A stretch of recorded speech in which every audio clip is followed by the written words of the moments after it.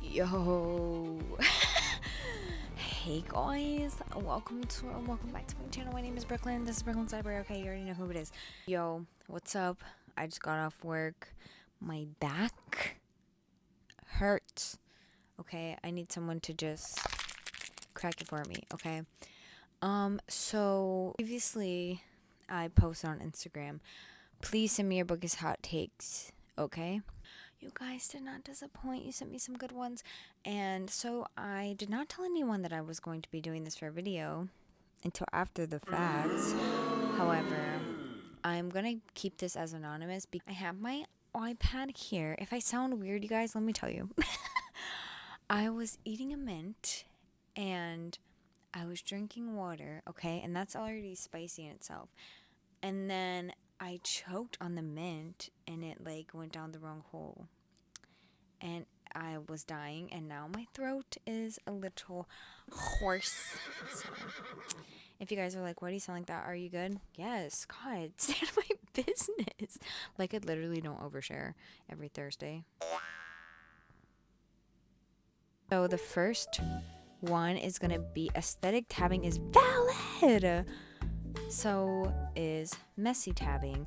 Neither is superior. And for that, I 1000% agree. Like, you can have your aesthetic, color-coded, beautiful tabs, and that's fine. And that looks gorgeous. And that's aesthetically pleasing. And that is slay. And, like, that's you do you. However, you can also have, like, your tabs all over the place. And that's totally valid, too. Like, why are we judging people on the way that their tabs are? If you guys aesthetically tab, teach me your ways, because I'm looking to be that person. However, I do agree that neither is superior and that they are all great forms. It's because, like, just tabbing your books and annotating your books, it just takes the book to a whole new level of understanding, and I freaking love that.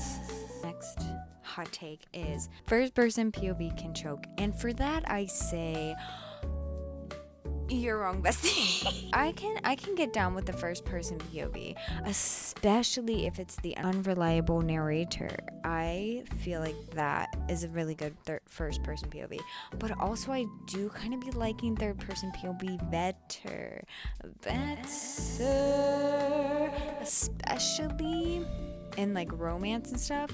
I like third person POV way better in mysteries, unless it's like I said, the unreliable narrator. So you kind of ate with that, you kind of didn't with that. I guess you chewed with that. Okay. The next one is going to be, when I read fantasy novels, my brain will jump through hoops to picture all characters as not white. As you really should, because here's a tea with what you call it, A Court of Thorns and Roses. Bessie, I know you read that. Rhysand was not a white man, and also Cassian was not a white man either. Like, in my mind, Rhysand was like a light-skinned black man, and Cassian was a Hispanic gentleman.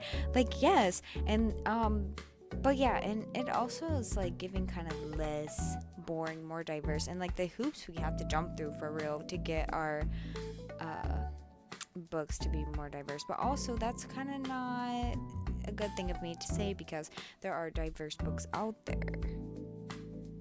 But also, if you want to read the super popular ones, they are all white, and you do got to be coming up. Like, it's like they have like the blonde hair and the icy blue eye. Why is it always ivory skin, her ivory skin, or her skin reflected off the sun?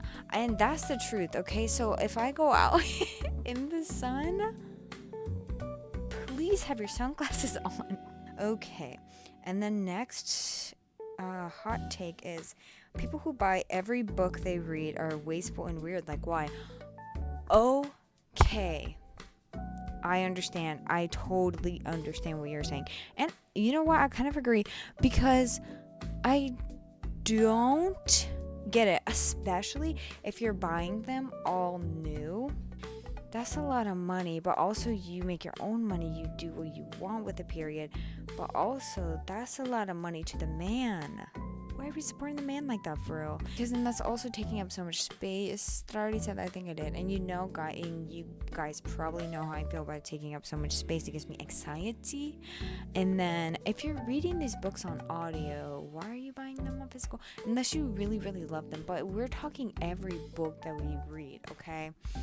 And I kind of get people who purchase every book that they read, that it is a reader who doesn't read too much. But if you're out here like reading 800 books per year and you're buying all of those books, that's wild to me. I don't know how you guys do it for real.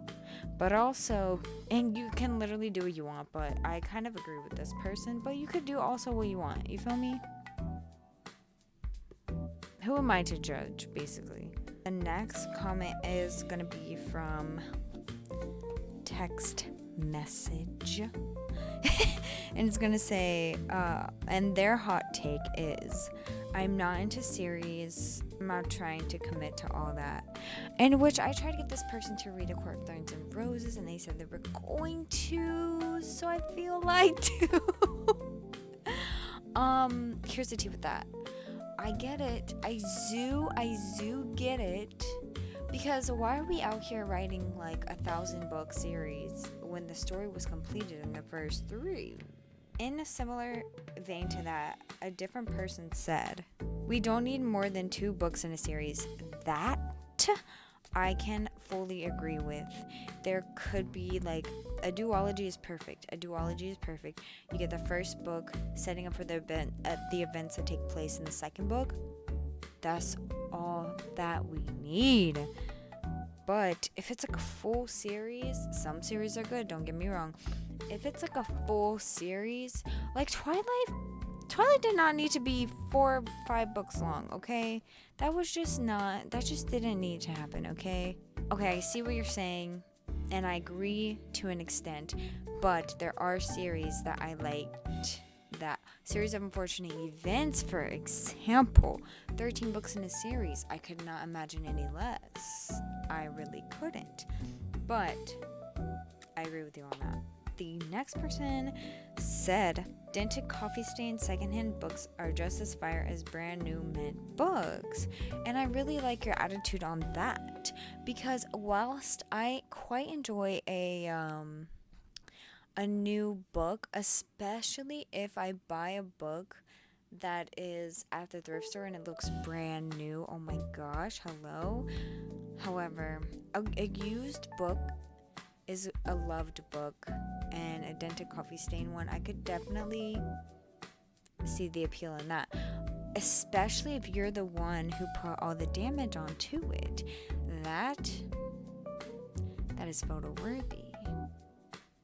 And it has the same words. Okay.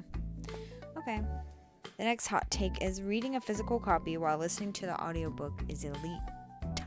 And I like this take on that. Some people like to call it immersive audio. This helps me. Okay, if you guys need some tips to getting out of a reading slump and haven't tried this helps me when I am in a reading slump and I literally cannot read anything with my eyes, or I cannot focus. I have a book in front of me, and then I put the audiobook on, and then I follow along with the words, and that helps me comprehend the book better and get back into my bookish reading era. So yeah, I could agree with you on that. The next person said, oh my god, and thank you for this. The next hot take is, you should DNF a book after the 20% if you don't enjoy it. I hear you, and I say thank you for saying this, because this is advice. This is advice that needs to be heard by the people. If you don't enjoy a book by 20%, DNF it, because if you're not hooked with that, that's a 20%, that's a good chunk of the book. And if you don't like it, DNF it, or else it's just a waste of your time. Like, why would you read to the 100% if you don't like it at the 20? You should be sold on a book within the first couple chapters, I feel. So yeah, I agree with this 1000%. And it's like, you're giving me advice right now, and I appreciate that. Next hot take is gonna be from text message again. Redacted doesn't like freshly 18 romance trope. Example, Blossom in Winter. She tried to read it from TikTok. Okay, I have not heard of this book. However, I understand, because the redacted who said this is, now why would it not be a person who said this? Okay, redacted and I were older than 18 by a lot. And yeah, I totally get that, because I don't want to really be reading about your child problems. I don't want to be calling the 18-year-old child, but it kind of feels like it. A lot of those books, I feel like we're not the audience for them. The second to last one is listening to an audiobook at 2 times speed or more is absurd. I feel you on that. I get that, because how are you comprehending the words? Are you actually comprehending the words? Please let me know. Because if you read at 2 times speed, that's fast. Like, you have to be literally sat to listen. But if you're listening to at like 3 times speed, girl, what are you doing? I feel like you're trying to like consume more than like enjoy. That's just me reading you, I guess. The last submission is, not every book can be an audiobook. Only certain ones work as an audio narration. I could see what you mean by that for sure. I could totally see what you mean by that. And I'm trying to think of a specific example.